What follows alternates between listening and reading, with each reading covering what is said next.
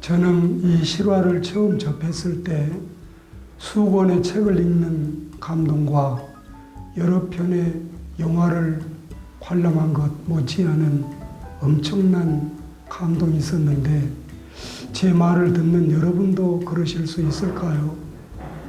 인도의 성자로 알려진 선다싱이라는 사람이 있었지요. 그의 나이 16살 때인 1904년 12월 18일 그는 신앙적인 문제로 몹시 고민을 하다가 이상 중에 예수님을 만나게 되어 기독교 신자가 되고 그 인생을 주님께 의뢰하게 되었고 마침내는 이듬해인 1905년 그의 나이 17살 때 세례를 받고 한 사람의 그리스도인이 됐습니다. 그 후에 그는 자신의 전 재산을 복음전도 사업에 헌납했고 정말 이 지상에서 사도 바울처럼 의롭고 숭고하게 살다간 멋진 신앙인이었습니다. 이런 그가 20살이 되던 1908년 티베트 지방으로 복음을 전하러 갈 때 일이었는데요. 선교 동역자와 더불어서 티베트 고원지대를 올라가는데 때는 마침 겨울인지라 길가에 행인 하나가 쓰러져서 얼어 죽기 직전에 있었습니다.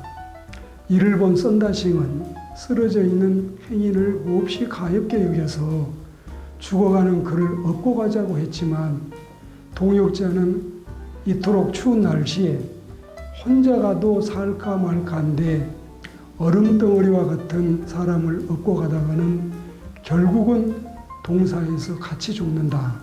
이러면서 선다싱의 권유를 극구 반대했습니다. 선다싱은 생각했지요.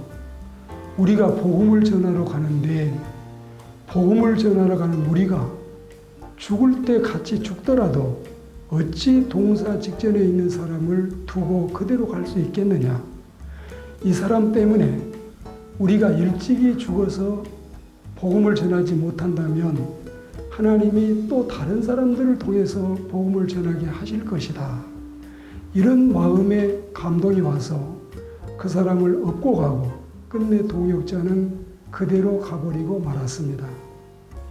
선다싱이 무거운 짐 같은 언 사람을 등에 업고 끙끙대며 한참을 가다 보니 또 한 사람이 길가에 얼어 죽어 있었습니다. 너무 추운 날씨 때문이었겠지요.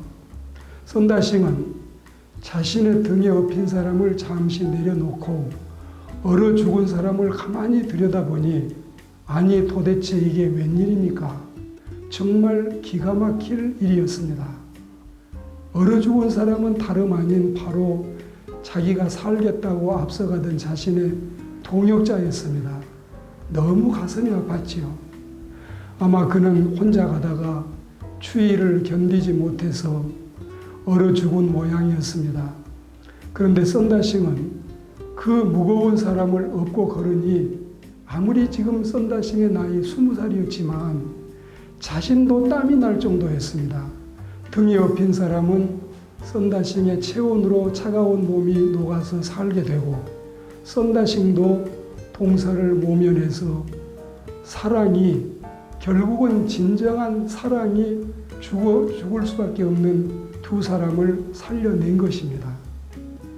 사랑을 외면한 동역자는 전도는커녕 자신이 먼저 죽고 말았지만 선다싱은 무사히 티베트에 도착해서 힘있게 복음을 전하고 많은 사람을 주님 앞으로 인도했지요. 그리고 그 후로도 20여 년 이상 선다싱의 40이 넘을 때까지 훌륭하게 하나님의 일을 감당해냈습니다. 우리가 요한복음 15장 13절 예수님의 말씀에 사람이 친구를 위하여 자기 몸을 버리면 이에서 더 큰 사랑이 없다 했지요. 우리는 이웃을 사랑함으로써 그것이 결국은 자기 자신을 심각하게 사랑한다는 사실을 알고 살았으면 얼마나 좋겠는가, 이런 생각에 썬다싱을 여러분에게 소개합니다.